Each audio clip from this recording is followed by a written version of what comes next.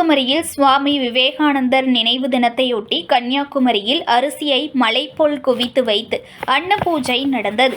இதில் திரளான பெண்கள் கலந்து கொண்டனர்.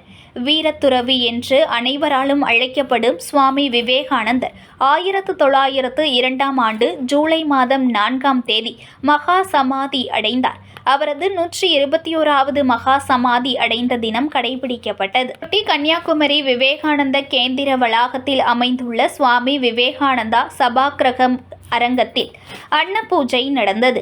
கன்னியாகுமரி, நெல்லை, தென்காசி ஆகிய மாவட்டங்களில் உள்ள பொதுமக்களிடமிருந்து விவேகானந்த கேந்திர கிராம முன்னேற்ற திட்ட தொண்டர்களால் நன்கொடையாக பெறப்பட்ட 21 டன் அரிசியை மலை போல் குவித்து வைத்து அதன் மேலே அன்னபூரணி சிலையை ஆவாகனம் செய்து வைத்து மலர்களால் அலங்கரித்து அன்னபூஜை நடந்தது. மேலும் சுவாமி விவேகானந்தர், ராமகிருஷ்ண பரமஹம்சர், அன்னை சாரதா தேவி மற்றும் விவேகானந்தர் மண்டபத்தை நிறுவிய ஏக்நாத் ரானடே ஆகியோரின் உருவப்படம் மலர்களால் அலங்கரித்து வைக்கப்பட்டு இருந்தது. இவர்களது உருவப்படங்களுக்கு விவேகானந்த கேந்திர நிர்வாகிகள் மலர் தூவி மரியாதை செலுத்தினார்கள். பின்னர் கேந்திர பிரார்த்தனையுடன் அன்னபூஜை நிகழ்ச்சி தொடங்கியது. இந்த நிகழ்ச்சிக்கு அகில பாரத விவேகானந்த கேந்திர தலைவர் பாலகிருஷ்ணன் தலைமை தாங்கினார். கன்னியாகுமரி விவேகானந்த கேந்திர துணைத் தலைவி நிவேதிதா குத்துவிளக்கு ஏற்றி அன்னபூஜையை தொடங்கி வைத்தார். விவேகானந்த கேந்திர கிராம முன்னேற்ற திட்ட செயலாளர் ஐயப்பன் வரவேற்று பேசினார். இந்த நிகழ்ச்சியில் முன்னாள் அமைச்சரும் கன்னியாகுமரி சட்டமன்ற தொகுதி உறுப்பினருமான என் தளவாய் சுந்தரம் சிறப்பு விருந்தினராக கலந்து கொண்டு பூஜைக்கு வைக்கப்பட்டிருந்த அன்னபூஜை அரிசியினை பொதுமக்களுக்கு வழங்கினார். மேலும் கன்னியாகுமரி, தூத்துக்குடி, தென்காசி பகுதியைச் சார்ந்த ஏழை எளிய மாணவ மாணவிகளுக்கு கல்வி உதவித் தொகையினையும் வழங்கினார்.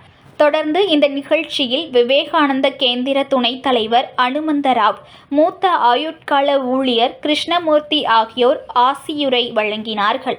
இன்று இங்கு நடைபெறுவது போன்று கன்னியாகுமரியிலிருந்து ராமேஸ்வரம் வரை 18 இடங்களில் இதுபோன்று அன்னபூஜை நிகழ்ச்சியானது நடைபெற்றது.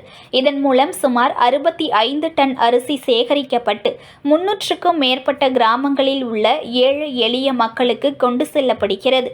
கன்னியாகுமரி விவேகானந்தா கேந்திரத்தில் நடைபெற்ற பூஜையில் வைக்கப்பட்ட 21 டன் அன்ன பூஜை அரிசியானது கன்னியாகுமரி மாவட்டத்தில் உள்ள முதியோர் இல்லத்தில் சுமார் 250 முதியோர்களுக்கும், மேலும் அரசு உதவி பெறாத பள்ளிகளில் பயில்கின்ற மாணவ மாணவிகள் பயன்பெறும் விதத்தில் அந்த பள்ளிகளுக்கும் விவேகானந்தா கேந்திரா மூலம் நடத்தப்படுகின்ற பாலர் காப்பகத்தில் உள்ள குழந்தைகளுக்கும் அனுப்பப்படுகிறது.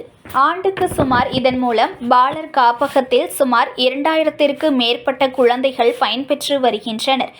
இந்த அன்னபூஜையில் சேகரிக்கப்பட்ட அரிசியானது மாதந்தோறும் 5 டன் வீதம் ஒவ்வொரு பகுதிகளுக்கும் விவேகானந்தா கேந்திரா கிராம முன்னேற்ற திட்ட தொண்டர்கள் மூலம் விநியோகிக்கப்பட்டு வருகிறது.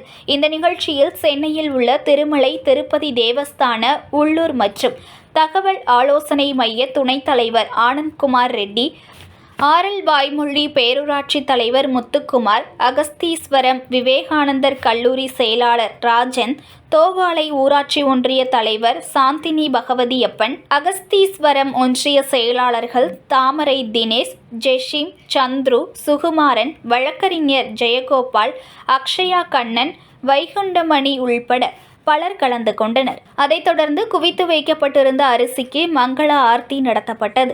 இந்த அன்னபூஜை நிகழ்ச்சியில் குமரி, நெல்லை, தென்காசி, தூத்துக்குடி, சிவகங்கை, ராமநாதபுரம் ஆகிய 5 மாவட்டங்களைச் சேர்ந்த ஏராளமான பெண்கள் கலந்து கொண்டனர்.